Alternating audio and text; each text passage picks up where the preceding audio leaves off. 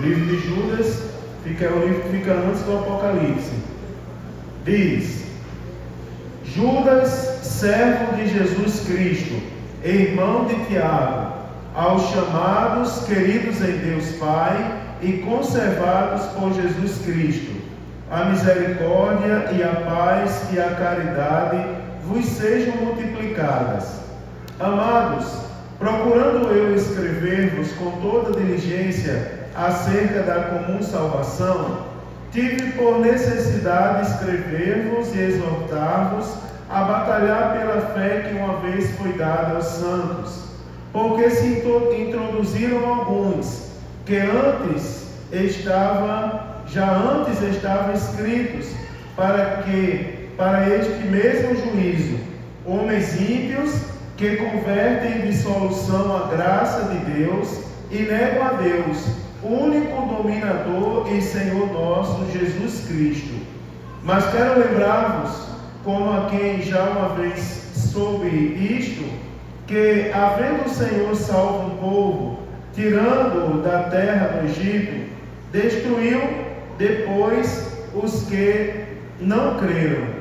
E os anjos que não guardaram o seu principado, mas deixaram a sua própria habitação, reservou na escuridão e em prisões eternas, até ao juízo daquele grande dia. Assim como Sodoma e Gomorra e as cidades circunvizinhas que, havendo-se corrompido, como aqueles que, indo após outra carne, foram postas, por exemplo, sofrendo a pena do fogo eterno. E, contudo, também estes, semelhantemente adormecidos, contaminam a sua carne e rejeitam a dominação e vituperam as autoridades. Mas o arcanjo Miguel, quando contendia com o diabo e disputava a respeito do corpo de Moisés, não ousou pronunciar juízo de maldição contra ele, mas disse: o Senhor te repreenda. Estes, porém, dizem mal do que não sabem, e naquilo que naturalmente conhecem, como animais irracionais se corrompem. Ai deles, porque entraram pelo caminho de Caim, e foram levados pelo engano do prêmio de Balaão, e pereceram na contradição de Corá. Estes são manchas em vossas festas de caridade, banqueteando-se convosco e abastecendo-se a si mesmos sem temor. São nuvens sem água, levadas pelos ventos de uma para outra parte. São como árvores murchas, infrutíferas, 2 vezes mortas, desarraigadas. Ondas impetuosas do mar, que espumam as suas mesmas abominações. Estrelas errantes, para os quais está eternamente reservada a negrura das trevas. E destes profetizou também Enoque, o 7º depois de Adão, dizendo: eis que é vindo o Senhor com milhares de seus santos, para fazer juízo contra todos e condenar dentre eles todos os ímpios, por todas as suas obras de impiedade que impiamente cometeram, e por todas as duras palavras que ímpios pecadores disseram contra ele. Estes são murmuradores, queixosos de sua sorte, andando segundo as suas concupiscências, e cuja boca diz coisas muito arrogantes, admirando as pessoas por causa do interesse. Mas vós, amados, lembrai-vos das palavras que foram preditas pelos apóstolos de nosso Senhor Jesus Cristo, os quais vos diziam que, no último tempo, haveria escarnecedores que andariam segundo as suas ímpias concupiscências. Estes são os que causam divisões sensuais, que não têm o Espírito. Mas vós, amados, edificando-vos a vós mesmos sobre a vossa santíssima fé, e orando no Espírito Santo, conservai a vós mesmos na caridade de Deus. esperando a misericórdia de nosso Senhor Jesus Cristo para a vida eterna. E apiedai-vos de alguns que estão duvidosos, e salvai alguns, arrebatando-os do fogo. Tende deles misericórdia com temor, aborrecendo até a roupa manchada da carne. Ora, há aquele que é poderoso para vos guardar de tropeçar e apresentar-vos irrepreensíveis com alegria perante a sua glória, ao único Deus, Salvador nosso, por Jesus Cristo nosso Senhor. Seja glória e majestade, domínio e poder, antes de todos os séculos, agora e para o sempre, todo sempre. Amém. Amém, queridos? Glória a Deus. Quem nunca tinha lido um capítulo da Bíblia, parabéns, não é? Aliás, quem nunca tinha lido um livro, não é, da Bíblia, parabéns, acabou de ler o livro de Judas, não é? Glória a Deus, que vitória, né, irmãos? Aleluia. Amados irmãos, graças a Deus por tudo. E hoje eu quero começar a falar para os irmãos mais um livro da Bíblia. Semana passada eu concluí um contexto que eu chamei de princípios para uma vida cristã saudável. E baseado na Bíblia Sagrada, eu trouxe alguns princípios para os irmãos, para os irmãos aprenderem a interpretar a Bíblia. Por exemplo, semana passada também, sexta-feira passada, quando eu estava ali falando com os irmãos da classe do discipulado sobre pecado, eu disse a eles que imaginassem o pecado como um semáforo. E eu disse a eles assim: olha, toda vez que vocês forem ler a Bíblia, Odinei, que bom que você está aí, filho. Eu disse, todas as vezes que você for ler a Bíblia, você sempre lembre das luzes do semáforo. A luz verde que permite que avance, a luz amarela que chama atenção e a luz vermelha que diz não. Eu disse, tudo na Bíblia ou é luz verde, ou é luz amarela, ou é luz vermelha. E é bom a gente olhar a Bíblia dessa maneira, porque a gente vai aprendendo a interpretar e a entender de fato a Bíblia. E semana passada eu terminei de falar alguns princípios. Por exemplo, lembra do princípio da licitude, da conveniência, da edificação? Lembra dessas histórias? Princípio da glória de Deus, princípio da fé, princípio da aparência do mal, de fugir, aliás, da aparência do mal, princípio do irmão mais fraco. Ou seja, são princípios que, olhando a Bíblia, a gente vai ter um norteamento cada vez que lê ela, se nós prestarmos atenção a esses princípios. Hoje, eu quero começar a adaptar os irmãos a um estudo mais longo, não é? Se quer um estudo mais longo, porque parou os salmos? Porque eu quero uma coisa mais sequencial. Então, eu trouxe o livro de Judas. E aí, queridos, eu começo a dizer para os irmãos que o livro de Judas, ele não é o menor, mas ele é um dos menores livros da Bíblia Sagrada. Tem uma mensagem breve, porém uma mensagem muito contundente. Nós vamos ver aqui o servo do Senhor irritado com algumas pessoas que tentavam perturbar a paz da igreja. Você observa em alguns versículos que o Judas ele chega a xingar esse povo. Ele diz assim: estes são como manchas em vossas festas de caridade. Aí ele diz: são nuvens sem água levada pelo vento, são árvores murchas e infrutíferas. Ou seja, ele chega a ter raiva daquelas pessoas que estavam perturbando a paz dentro da própria igreja. Pessoas que, segundo ele, estavam infiltradas na igreja. Mas antes de entrar nesse contexto propriamente dito, eu quero fazer algumas considerações com os irmãos. Por exemplo, acerca do autor. Se você prestar atenção logo no versículo 1, ele diz: Judas, servo de Jesus Cristo e irmão de Tiago, aos chamados, queridos de Deus Pai e conservados por Jesus Cristo. Você vê que o autor se identifica como Judas, e ele se identifica como Judas, irmão de Tiago.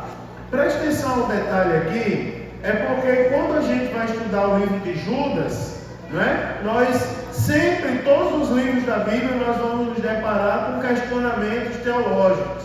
O livro de Judas, por exemplo, existem intérpretes da Bíblia Sagrada que eles dizem que esse Judas, ele não é aquele Judas que é irmão de Jesus, meio irmão de Cristo. Esse Judas aqui e o Tiago são filhos de Alfeu, né? Tem autores que dizem isso. Mas a Bíblia Sagrada, e aí a carta de Judas, em nenhum momento Judas se identifica como apóstolo, não é? Mesmo ele citando os apóstolos, mas ele não se identifica como apóstolo. Se ele não se identifica como apóstolo, significa dizer que esse Judas, ele é irmão de Tiago, aquele que escreveu a carta e se identificou como meio-irmão de Cristo. Tiago, pastor da igreja de Jerusalém. E Judas, ele faz menção a Tiago porque Tiago era um homem de, digamos, destaque no meio da igreja. Porque Tiago era o pastor da maior igreja da época, da igreja de Jerusalém, aonde estavam os apóstolos. E Judas, ele faz menção: olha, eu sou irmão de Tiago. Mais à frente eu vou mostrar para os irmãos por que Judas não se identifica como irmão de Cristo e sim como irmão de Tiago. Tem uma explicação que está inserida nesse contexto também. A segunda consideração que eu quero fazer é sobre os destinatários da carta. Se nós prestarmos atenção, eu também vou detalhar um pouco, mas é importante para nós começarmos a refletir aqui. Os destinatários da carta, eles não são identificados pela localização onde eles estão. Por exemplo, o apóstolo Paulo, ele escreveu várias cartas das que estão na Bíblia Sagrada. Algumas endereçadas a cidades, uma carta endereçada a uma região, não é? Ele escreveu cartas a cidades, como por exemplo, Romanos, Colossenses, Tessalonicenses. Uma carta ele escreveu para uma região inteira, que é a carta do apóstolo Paulo à região da Galácia. E ele escreveu algumas cartas endereçadas a pessoas, como por exemplo Timóteo, Tito e Filemão. O apóstolo, agora Judas, aliás, o apóstolo não, Judas, ele escreve a carta e ele não identifica os seus destinatários por localização geográfica. Você observa que ele escreve a carta e ele destaca aqui a posição espiritual. Ele diz assim: Judas, servo de Jesus Cristo e irmão de Tiago. Aí ele identifica os destinatários. Os destinatários da carta são os chamados, queridos em Deus Pai e conservados por Jesus Cristo. Então aqui nós temos três, digamos, teorias bíblicas, três conceitos bíblicos importantíssimos a todos nós. Perceba que essa carta chega a gente, como se ela tivesse sido escrita para a gente mesmo. Por quê? Porque aqui não é localização, aqui é posição espiritual. E aqui nessa igreja, o que é que nós temos sentados no banco e falando também aqui essa noite? Nós temos chamados por Deus, queridos em Deus, chamados, queridos em Deus Pai e conservados por Jesus Cristo. É o que nós somos. Então, se somos o que está na Bíblia, essa carta é para a gente. Então, o destinatário era todos esses aqui, que inclui a todos nós que aqui estamos essa noite. Mais uma consideração que eu quero fazer aos irmãos são os propósitos da carta.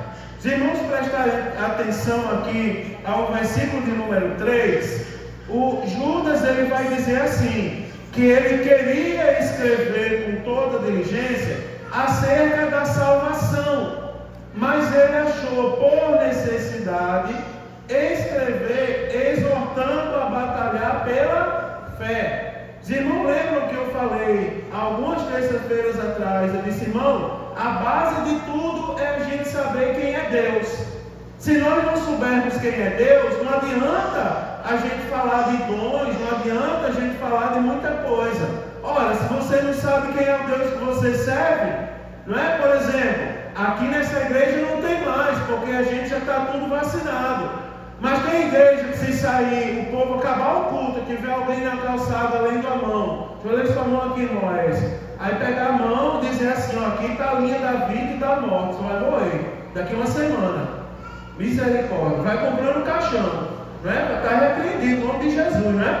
Tem igrejas aí que se alguém faz isso, o irmão já entra em desespero. Já corre lá na casa da irmã Ana, pelo amor de Deus, olhe por mim, cadê ela?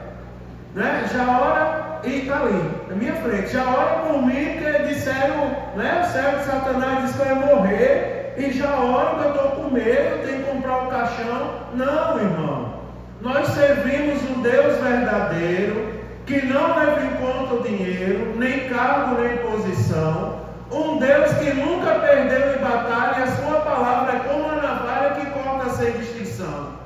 Sabe o que é o nosso Deus? Ele é soberano e é forte, e tem poder sobre a morte, pois de lá ele ressuscitou.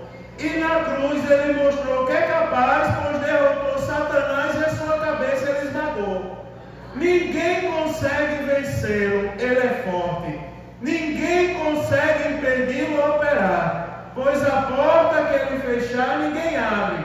E a porta que ele abre, ninguém pode fechar. Esse é o Deus que a gente serve e a gente não pode esquecer. Não, está aí, a bicha lá de Baal disse que eu ia morrer. Mas em nome de Jesus, Jesus não veio para matar ninguém. Ele veio para dar vida e vida em abundância. Então nós precisamos saber quem é Deus. E aí Judas ele teve por necessidade. Eu ia falar, escrever sobre a salvação. Mas espera aí, antes de falar de salvação, eu preciso escrever para o povo batalhar pela fé que uma vez foi dada aos santos. Como vou falar de salvação em meio a pessoas fracas? É como se Judas dissesse isso. Pessoas que desistem, aqui dentro está salvo. Jesus tocar a trombeta, vou para o céu. Mas a obra missionária começa quando a gente passa aquela porta ali. E lá fora, irmão, a gente tem certeza da salvação ou não? Aí Judas pega, escreve e diz, não, vou ensinar eles a batalhar pela fé. Porque está cheio de gente querendo colocar eles para trás. E eu preciso ensinar eles a ser crente. Então ele caracteriza essas pessoas que estavam na igreja querendo tumultuar a igreja, e ele diz assim, ó, introduzidos secretamente no meio dos crentes, eram homens ímpios, aceitaram a graça de Deus, mas transformaram a graça de Deus em libertinagem. Depois eu vou falar, eles pregavam uma heresia, que eles diziam assim, para você conhecer, para você ser salvo, não precisa de graça, só precisa de conhecimento. Ou seja, se você tiver conhecimento, não importa que você peque. Você tem conhecimento, então faça o que você quiser. Quando bem mais jovem, lá nos meus 16, 17 anos, eu lembro que eu fui pregar no congresso em uma cidade do Brasil, e eu ouvi quando alguém disse assim, mocidade, não é? A alma é de Cristo, mas o corpo é de vocês. Eu disse, Jesus, eu não acredito que eu vou ter que bater em neguinho essa noite para poder ensinar ele a ser crente. Aí eu comecei a dizer, rapaz, vou dizer um negócio, se a alma é de Jesus e o corpo não é, vocês estão aqui para ir morar no inferno? E comecei a falar, não, irmão, a minha Bíblia diz que espírito, alma e corpo seja apresentado santo, irrepreensível diante de Deus. Por isso que Judas ficou com raiva, porque ele achou pessoas desse nível no meio da igreja.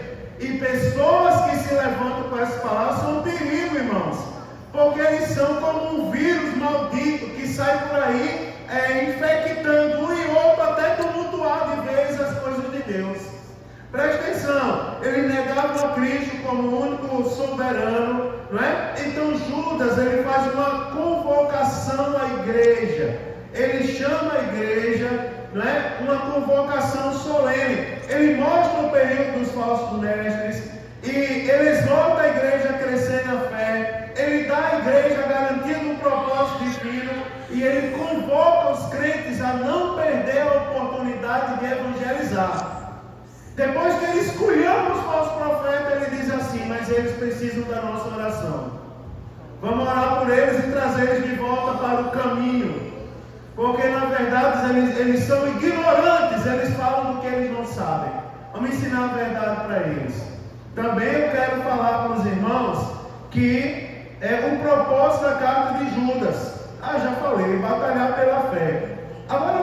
começar a falar algumas coisas para vocês. E aí eu vou destacar alguns pontos aqui. Em primeiro lugar, quem é Judas? Eu já disse aos irmãos mais ou menos quem é. Ele diz assim: Judas, servo de Jesus Cristo e irmão de Tiago, no versículo 1. Preste atenção que para o nosso entendimento, que prevalece no consenso teológico, é que esse Judas é irmão de Tiago e, portanto, meio-irmão de Cristo. E aí eu vou explicar para quem não entendeu a história do meio-irmão. A maioria de vocês já sabe. É porque Judas, ele era irmão de Jesus por parte de Maria, não é? Mas não por parte de José. Por quê? Porque Jesus não era filho de José. Jesus, ele era filho de Maria porque nasceu a partir do ventre dela. Foi gerado no ventre dela. Mas quem colocou Jesus no ventre de Maria não foi José, foi o Espírito Santo de Deus. Então Judas, ele é meio irmão de Cristo, porque ele é irmão de Cristo por parte de mãe, mas não por parte de pai. Tá certo? Só esse detalhe. Então o autor dessa carta, ele é Judas, filho de Maria e José. Tá certo? Meio irmão de Cristo. Se nós formos lá em Marcos capítulo 6, versículo 3, vai dizer assim, ó: não é este o carpinteiro, filho de Maria, irmão de Tiago, José, Judas e Simão? E não vivem aqui entre nós seus irmãos?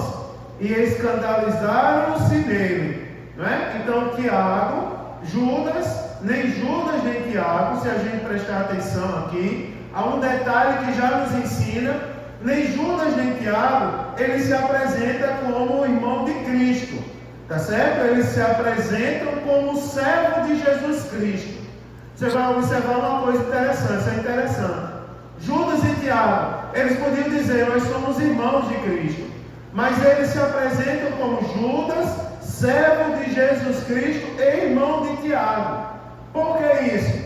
Porque Judas, ele não faz parte do grupo dos 12. Ele não foi um dos 12 apóstolos. E Judas, humildemente, ele prefere se apresentar como servo de Cristo e não como irmão de Cristo. Isso aqui, quando a gente está falando em público, é muito interessante. Por exemplo, é interessante Judas falar aqui. Já viu aqueles irmãos que nunca leram a Bíblia? Aí chega num culto ao ar livre, por exemplo, e diz assim: saúde os irmãos com a paz do Senhor e os ouvintes com a boa noite. Uma vez eu disse para a igreja que eu dirigi, eu falei 4 vezes para não fazer isso. Aí um irmão foi lá e insistiu. Eu digo: o próximo que saudar com a boa noite, eu dou uma sapatada. Eu falei brincando, lógico, não ia bater com ninguém. Mas a Bíblia diz que quando Jesus mandou os 12, de 2 em 2, ele disse assim: em qualquer, mandou os 70, os 12 não, os 70, de 2 em 2, ele disse assim: em qualquer casa que vocês chegarem, vocês saúdem com a paz. Ele mandou alguém saudar com bom dia, boa tarde, boa noite? Não. Fazer diferença entre as pessoas? Não. Ele disse: em qualquer casa que vocês chegarem, saúdem com a paz. Se ali houver um filho da paz, a paz permanecerá. Se não tiver, ela volta para você. Aí, se ela vai ficar ou voltar, não é problema nosso. Qual é o nosso problema? É fazer o que Jesus mandou, saudar todos com a paz.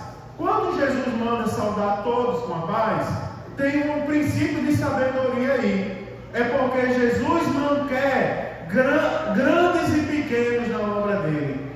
Pode ter altos e baixos, mas grande e pequeno não. Eu lembro do saudoso Manassés, que ele olhava para mim e dizia: mas só eu de um vozeirão, tu pode ser alto, mas grande só existe um, é Jesus.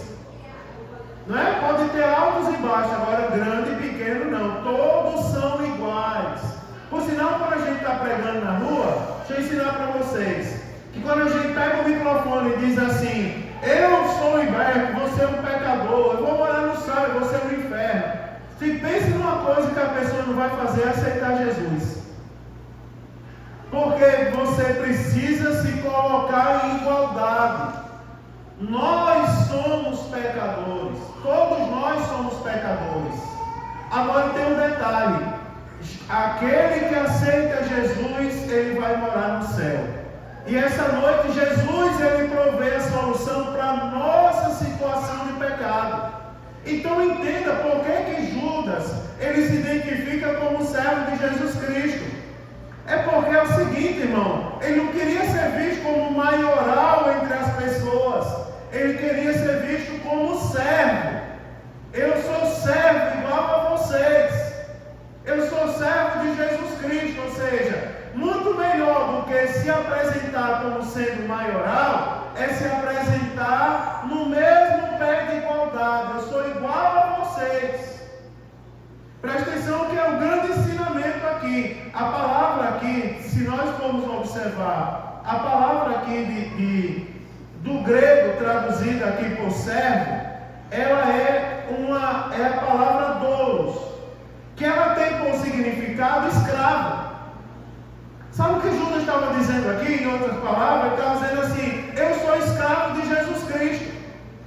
E sabe qual é o sentido disso aqui? O sentido é o seguinte, ó. Naquela época, na época que a carta de Judas foi escrita, estava em evidência o Império Romano. Preste bem atenção. E no Império Romano, o escravo ele era propriedade completa de seu senhor. Ou seja, ele era um escravo, vivia para agradar o seu senhor e fazer a vontade dele. Quando Judas ele diz assim, Judas, escravo do Senhor Jesus Cristo, mas talvez a tradução deixou mais brando o discurso e colocou assim, servo de Jesus Cristo. Ele está dizendo o seguinte, ó, Judas que vive para fazer a vontade de Jesus. Veja só, irmão, aonde a carta de Judas nos coloca. Sabe quem somos nós e para que nós fomos chamados? Para fazer a vontade de Jesus. Judas já começa ensinando, porque ele escreve a carta para ensinar o povo a batalhar pela mesma fé. Aí, ó, deixa o velho pastor assembleano ser assembleano um pouquinho. Nós não estamos aqui para fazer a nossa vontade. Nós não estamos aqui para interpretar a Bíblia à nossa maneira, para dar o sentido à Bíblia que a gente quiser. Nós estamos aqui, irmãos, para nos submeter e cumprirmos por completo a vontade de Jesus Cristo, por completo. E a Bíblia, olha só, a Bíblia por completo ela foi escrita para os crentes. Você já viu pessoas no assim que quando vai ler sobre as obras da carne, aí diz assim, esse povo lá de fora, que as obras da carne são prostituição, lascívia, impureza, feitiçaria, glutonaria e tantas coisas ruins e coisas semelhantes a essa. É para o povo lá de fora. Para a gente é o quê? Mas vocês têm a virtude do fruto do Espírito Santo. E o fruto do Espírito aí, começa a falar as virtudes. Não, a Bíblia toda foi escrita para a gente. Você sabia? A nossa carne é tendenciosa a obras da carne. Mas o apóstolo, quando escreve a Bíblia Sagrada, quando escreve a sua carta, ele diz assim, vocês não andam mais segundo a carne, vocês andam segundo o Espírito Santo, e vocês têm a virtude do Espírito Santo. Judas, ele está dizendo aqui, ó, que esse termo, escravo, é um homem cujo corpo e vida, com todas as forças e capacidade, pertence a outra pessoa. Agora, esse termo também tinha um significado de honra. E é honroso para a gente não citar isso. Sabe por quê? Vou dizer por quê. Porque grandes homens da Bíblia, eles foram identificados como servos de Deus. Quer ver eu citar? Vou citar Abraão, eu vou citar Moisés, eu vou chamar o rei Davi, vou citar o rei Davi. Não é? Que por sinal, quem não lê a Bíblia, só cita a parte ruim do rei Davi. Mas desde o momento que Deus mandou separar ele, que ele diz assim, vocês olham e veem o que está diante dos olhos de vocês. Eu olho e vejo o que está no coração. Eu tenho um sonho, eu já disse para vocês, de chegar no céu e conhecer Moisés. Lógico que eu quero ver Deus, não é? Mas eu quero conhecer alguns homens da Bíblia, dentre eles Moisés. Eu não sei se eu vou ter isso, mas na nossa expressão humana, eu quero ter a honra de apertar a mão de Moisés. Não é? Agora você imagina, esses grandes homens foram chamados servos de Deus. Será, irmãos? Preste atenção. Deixa o pastor hoje estar virado doutrina. Quer ver? Será que nós sentimos honra de sermos chamados servos de Deus? Ou na nossa alma já bateu a vergonha quando alguém nos chama servos do Senhor? Ou será que já chegou nessa igreja? Se chegou, a gente repreende. Se não chegou, glória a Deus por isso. Porque já chegou em alguns por aí aquele sentimento de vergonha que dá até a paz do Senhor. Pai do Senhor, irmão, paz. Aí dá paz a um marmanjo, o cara diz: rapaz, fala direito, rapaz. Minha terra tem outro nome, isso. Não é? Servo de Deus, da paz do Senhor, rapaz, sem vergonha. Não é verdade, irmão? Sou crente, rapaz, sou servo de Deus, rapaz. É verdade. Quando uma vez eu vinha voltando para casa, ainda morava lá em Natal, vinha voltando para casa meio-dia, depois da escola dominical, de terno e gravata. E muita gente tinha vergonha já de andar de terno e gravata. Eu ia para o culto matutino de terno e gravata, 5 horas da manhã. Eu vinha voltando, era o período do carnaval, e estava uma brincadeira, irmão Maurício, de jogar farinha um no outro na rua. E todo mundo que passava sujava de farinha. Eu confesso que quando eu vi aquilo, Jesus tem misericórdia. Mas eu peguei minha Bíblia, botei aqui, eu disse: eu vou passar. E fui passando. Quando cheguei no meio, aí alguém disse assim: para o som, e nesse aí ninguém toca. Porque esse é um servo de Deus e ele vem trazendo a palavra de Deus. Aí eu passei que nem o irmão Sandoval, o pastor Sandoval, olhei para ele e disse assim, né? Saí andando que nem o pastor Sandoval, ainda parei no meio e disse: Deus abençoe vocês aí. Ainda passei lá no meio e ainda disse uma coisa: agora, como é que um cristão que foi salvo por Jesus Cristo, teve os pecados perdoados por ele, o nome foi escrito no livro da vida, e como é que a pessoa ainda tem vergonha de ser chamado de servo de Deus e de se identificar como servo de Deus? Deixa eu avançar, porque isso também é uma expressão de honra, não é, irmão? É uma honra ser servo de Deus. Judas se apresenta como servo de Jesus, primeiro porque ele foi comprado e remido, depois porque voluntariamente ele escolheu servir a Cristo. Sabe o que você é? Um servo de Deus. Sabe que você é uma serva de Deus. Sabe que você é um ungido do Senhor. Sabe quem você é? Uma ungida do Senhor. E a Bíblia diz que há daquele que coloca a mão sobre o ungido do Senhor. Agora tem vergonha de ser servo? Mas você vai abrir mão disso, da proteção, a graça do Senhor Jesus Cristo, o amor de Deus e a comunhão do Espírito Santo. Quem não quer ser servo, abre mão dessas coisas maravilhosas. Não é, irmãos? Agora, quem é servo, pode a terra abalar, pode o céu abalar, pode o Satanás falar, mas se Jesus prometeu, a vitória virá. Não é verdade? Então nós somos servos de Deus. Presta atenção que eu ainda estou no primeiro versículo, né? Eu vou falar uma coisa para vocês, vou contar uma historinha para vocês entenderem bem o que é isso. Vou falar. É a história de um empresário que foi lá no mercado, naquela época de Judas. Ele foi lá no mercado e comprou uma escrava para ele. Comprou uma moça para ser escrava. Quando ele chegou em casa, ele teve pena da moça e comprou a moça para ser escrava. Quando ele chegou em casa, que ele foi falar para a moça cuspiu na cara dele. Aí ele foi lá implorar para a moça: moça, não quero mal, eu quero o seu bem. Aí a moça foi e cuspiu de novo. Aí ele pegou, olhou para ela e disse assim: é o seguinte, ó, eu não paguei um preço tão alto que eu paguei por você, para você ser minha escrava. Eu paguei um preço, foi para ver você livre. Então eu quero lhe dizer, o que eu queria lhe dizer, quando você cuspiu no meu rosto, é que você está livre. Aí só foi o que a moça fez. Quando ela tomou conhecimento da intenção daquele homem, ela foi lá e disse assim: então me permita. Ela se prostrou diante dele e disse: então me permita, a partir de hoje eu quero lhe servir voluntariamente como sua serva, mesmo sendo livre. Foi assim que Jesus chegou na nossa vida. A gente estava lá para ir para o inferno, Jesus foi lá e pagou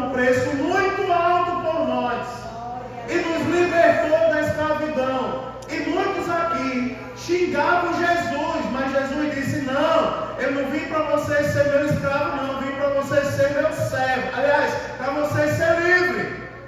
Quando tomamos conhecimento do grande amor por nós, como pode alguém que nem me conhecer? Eu vou falar de mim, como pode um pobre nordestino, comedor de sarrabu e sarapatel, bate de jaca e buchada de bode. Um dia Jesus olhar para mim e dizer assim: você está liberto. Eu paguei um preço na cruz do Calvário que nem todo o dinheiro do mundo junto poderia pagar por você. Você imagina, quando eu tomei conhecimento disso, foi que eu fiz, irmão, e estou aqui até hoje. Corri, dobrei o meu joelho, ergui minha mão ao céu e aceitei Ele como Senhor e Salvador da minha vida. E coloquei no meu coração: eu vou te servir. E nem a oração da Abacuque, mesmo que não haja fruto na videira, que não, as vacas não produzam mais, todavia eu vou servir a Deus, eu vou me dedicar completamente a Ele. Foi assim com todos nós que estamos aqui. Como a gente não vai ser servo de um Jesus como esse? Você vai ver, a primeira coisa aqui é que nós somos servos. Segundo lugar, quem somos nós? Quem somos nós? Porque a Bíblia diz assim: Judas, servo de Jesus Cristo, irmão de Tiago, do Tiago. Aí ele diz assim, aos chamados, presta atenção, queridos em Deus Pai e conservados em Jesus Cristo. Você vai ver agora, irmãos, os destinatários da carta. Quem somos nós? Nós somos identificados por 3 grupos agora. E eu vou falar isso para encher o seu pulmão de vontade da glória mesmo. Porque a gente precisa saber quem nós somos. É assim, irmãos, espera aí. Como servos de Deus, a gente não pode mais andar no mundo na miserabilidade. Tem lugares que ensinam assim, tem lugares que ensinam: você é um miserável, você é um desgraçado. Não é? Tem até o povo que anda assim, dizendo que é santo. Ô irmão, que está andando assim? É que eu sou humilde. Paciência, meu irmão. Paciência, olhando para o alto, onde vem o teu socorro, meu irmão. A Bíblia Sagrada, ela vai dizer quem nós somos. Não é pelo seu físico. Semana passada eu fui visitar a irmã Maria Clara no hospital. Lá no hospital da Unimed.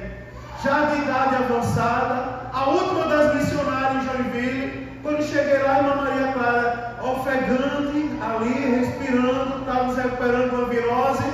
Mas assim que eu cheguei, que eu disse: como é que está a minha joia de Jesus? Aí ela disse assim: estava pensando em você agora.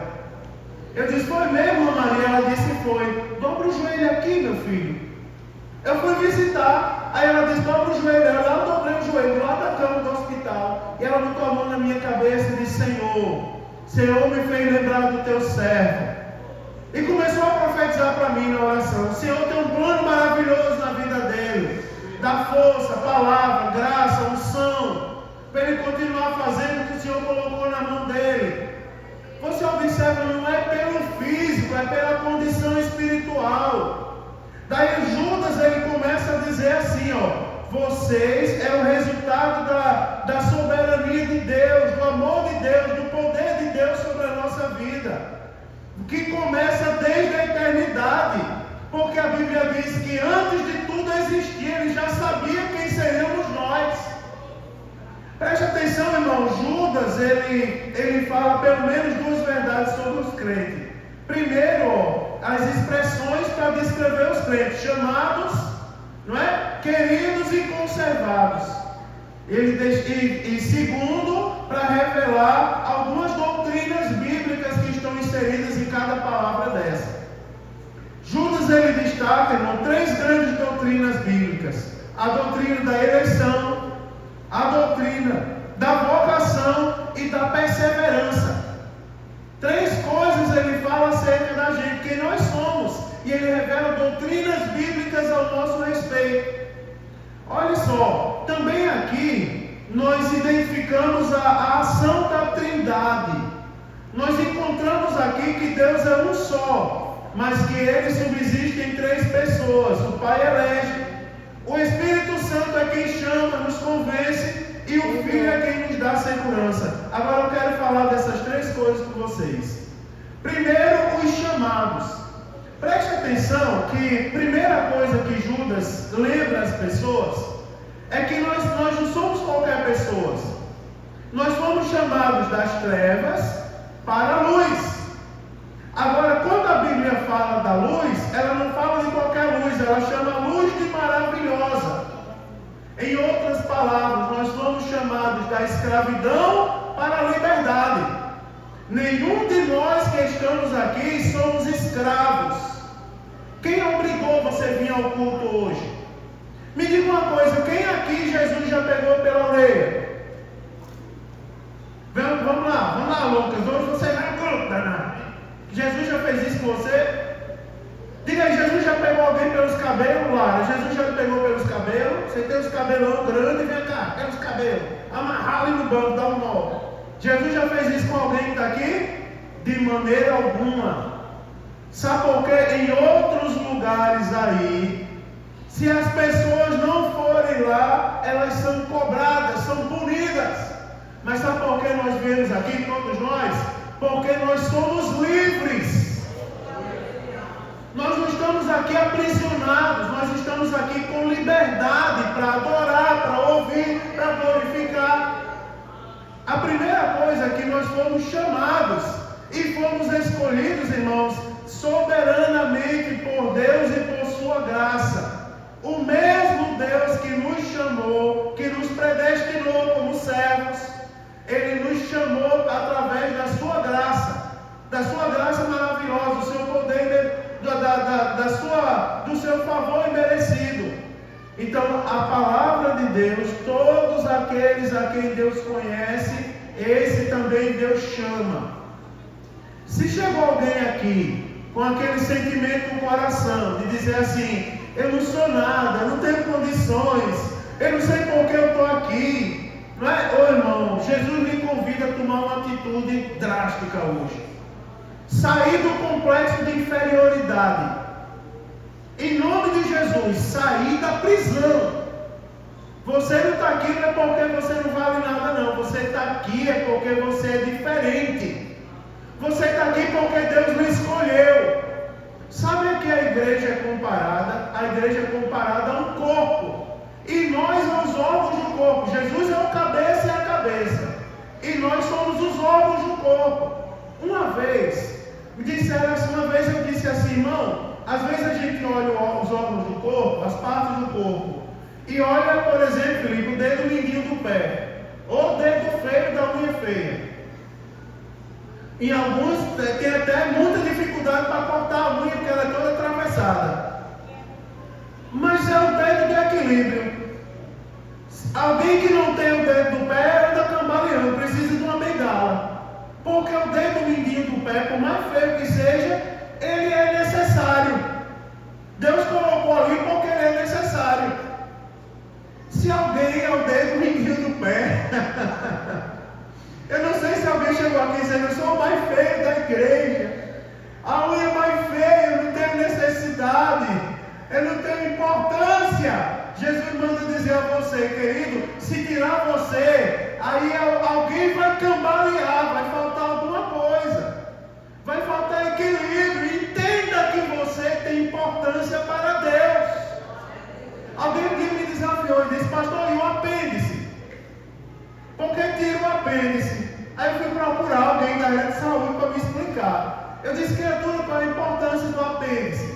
Aí ele me explicou, ele disse assim: olha, você já ouviu falar que o alimento ser digerido quando ele chega no estômago?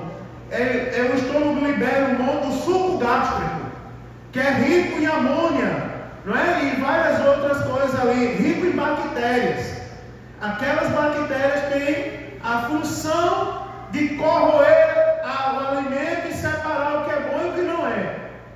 Ele disse: o apêndice é uma bolsinha de bactéria. E aquelas bactérias ali servem para ajudar no processo digestivo. Quando o apêndice é tirado, a pessoa não morre, mas ela vai ter uma dificuldade a mais para digerir os alimentos. apêndice tem importância.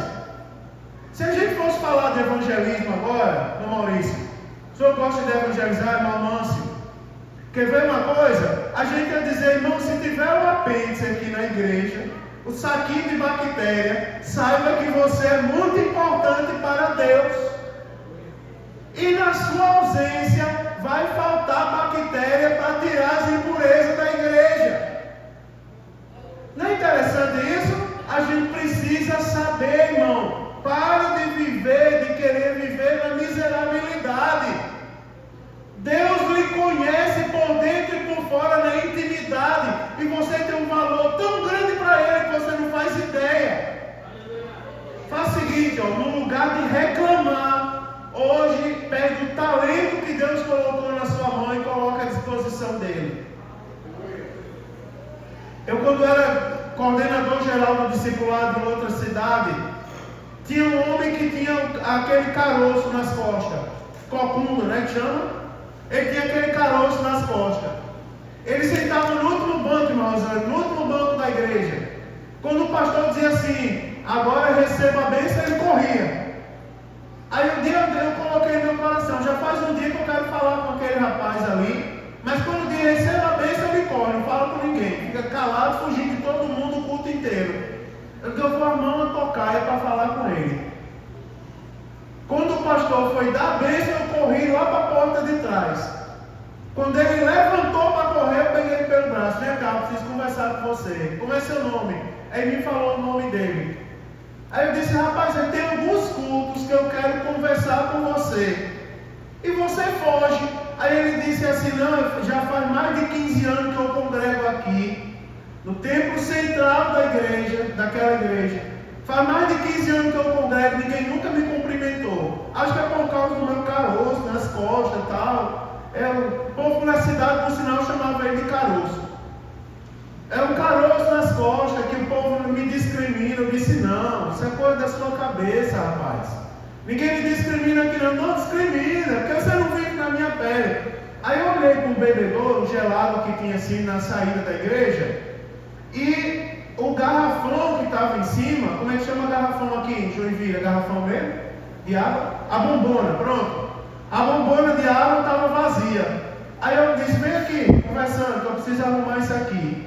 Aí peguei e tirei a bombona vazia. E ele disse, o que é que você vai fazer? Eu vou botar, porque está vazio, ó, o pastor está acabando o culto.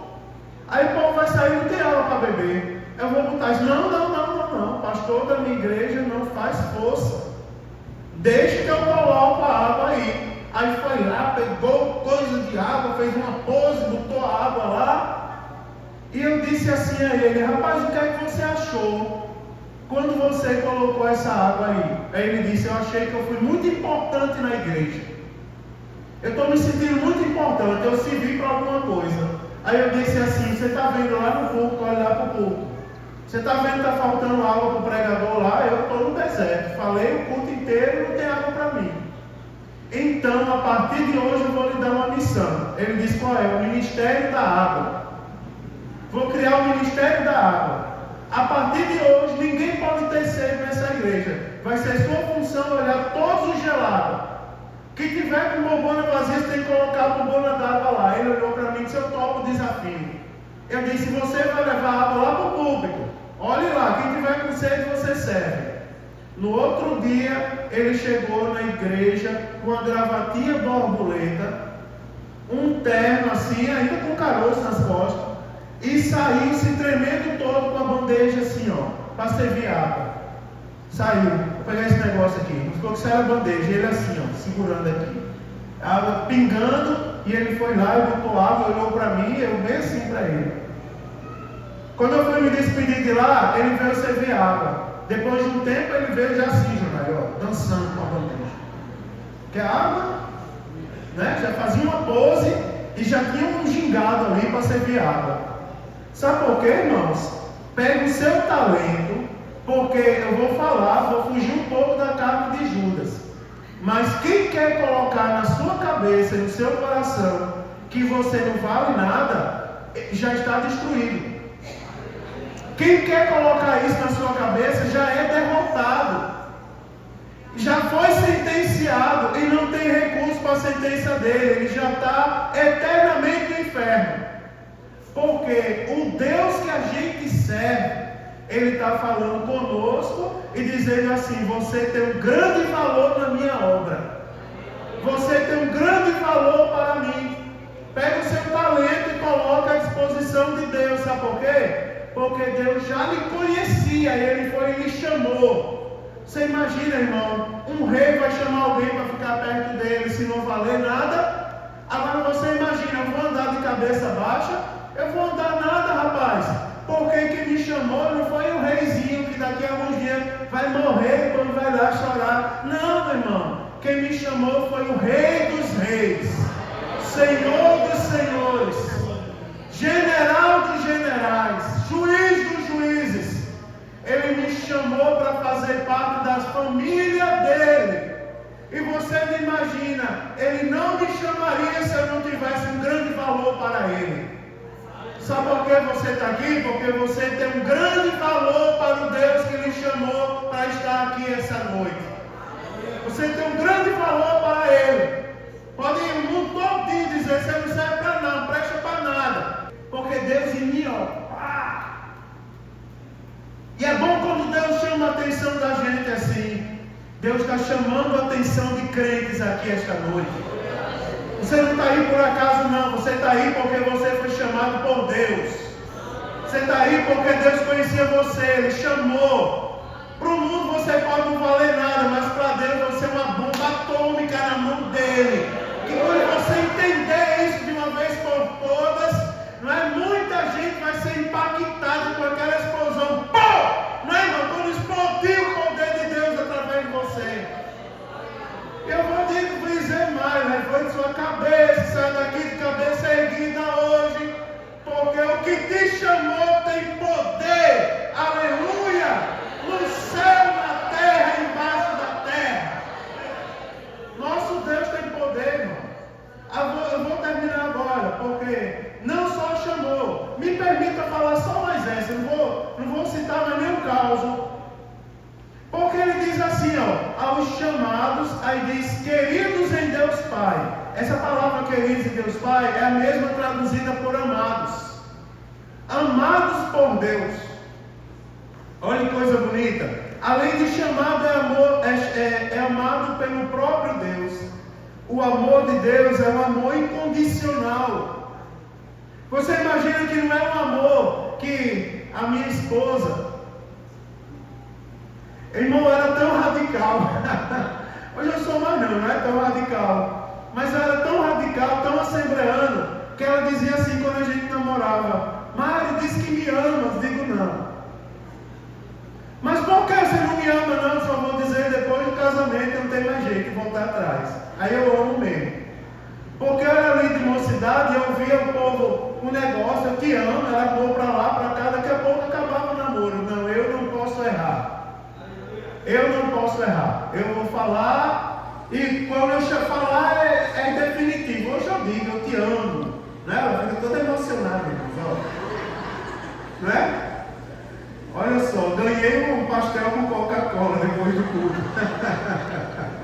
Não é verdade? Hoje eu digo com liberdade. Mas eu dizia isso para ela. Esse é o amor enganoso do mundo, irmãos. Mas o amor que eu estou falando é o amor incondicional. Não é? Deus nos amou primeiro. Não foi nenhum de nós que escolheu a Deus. Antes da gente escolher, Ele já tinha nos escolhido. Pelo seu infinito amor, Ele nos amou, irmão. Não foi por causa dos nossos méritos. Ele nos amou porque Ele sabia que a gente precisava de ajuda. Ele nos chamou porque Ele sabia que a gente chegaria cansado nesse culto hoje. E a gente precisaria ouvir mais uma vez que quem nos chamou foi Ele. E Ele não só nos chamou: vem para cá, vem, Francis, para cá, senta aqui. Pronto, você vai ficar feliz. Ele não fez isso não. Ele chamou e Ele nos amou. Quer ver uma coisa bonita? Já que eu estou virado no testemunho, uma vez, irmão Rosana, eu fui pregar numa cruzada lá em Natal, e um homem veio dar um murro nas minhas costas, um demoniado. E ele preparou aquele murro, eu não vi. Eu só vi quando o homem caiu para trás, irmão Lécio. E eu disse assim: foi o que aconteceu com ele? Aí o pastor: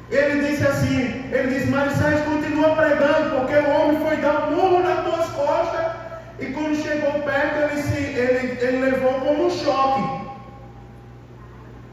E caiu para trás. Eu nunca tinha visto aquilo. Agora, o que eu quero chamar a atenção, não é que ele é o dirigente da igreja, é que um dia ele veio dar um murro nas costas de um servo de Deus. E eu creio no sobrenatural. Você crê, irmão? Eu não só prego isso como um conto de fada, não. Eu vivo isso. Sabe por quê? Porque eu estou com vontade de profetizar de olhos abertos. O Deus que te chamou, irmão, disse, Ele não só chamou a senhora, como também Ele te ama. O nosso Deus nos ama. E é um perigo colocar a mão naquilo que Deus ama. Eu vou profetizar para você, nenhum mal chegará em você, nem praga nenhuma em tua tenda. Nenhum mal chegará, nem praga nenhuma em tua tenda. Sabe por que não chegará? A maior explicação é porque o Deus que nos chamou, Ele também usou de amor, o seu amor incondicional e eterno por todos nós. Eu vou terminar pedindo para você fazer uma coisa que não é meu costume. É você olhar para alguém e dizer assim, Jesus te ama. Olha, Jesus te ama. Jesus te ama, é verdade. O irmão Júlio, Jesus te ama. Jesus ama vocês. Todos nós, Jesus te ama. Jesus te ama. Olha, eu olhei para o irmão Ivandir, vai receber a cura essa noite, em nome de Jesus. Sabe por quê? Porque o Deus que ama, Ele cura. Ele quer ver a gente perfeito, feliz, de cabeça erguida, dando glória a Deus. Não é, irmão? É verdade, Ele quer ver a gente cheio do Espírito Santo. Deus não nos chamou para a gente viver jururu. Ele chamou para ver a gente de cabeça erguida, proclamando o Evangelho, dizendo que Ele salva, cura e batiza no Espírito Santo. Aleluia. Jesus te ama, rapaz. Lembre disso. Mas peraí, pastor, está faltando dinheiro na minha casa, mas Jesus te ama. E aí eu vou dar uma notícia boa, ele é mais do que o dinheiro, não vai faltar nada, você não vai passar fome. Não vai faltar pão, não vai faltar nada, porque Ele te ama. Mas pastor, eu tenho um sonho. Coloca na mão dEle, porque Ele é poderoso para fazer muito mais do que nós possamos pedir ou pensar. É o Deus que a gente serve, irmão. É o Deus de Judas. Ele está dizendo, essa carta é para você. Na próxima terça eu vou dizer, para você que já sabe que é chamado e amado, agora saiba que Deus se preocupa com você. Ele não quer que você escute qualquer coisa, não. Crente não dá ouvido a qualquer coisa. Crente dá ouvido à voz de Deus. Crente dá ouvido à voz do Todo-Poderoso. Está aqui, ó, a voz de Deus, que não engana ninguém, não erra o alvo, não falha no tiro. Está aqui, ó, a arma do crente. Né, irmão? A palavra de Jeová ainda é a Bíblia Sagrada. Que Deus nos abençoe. Coloque-se de pé, por gentileza, para nós orarmos.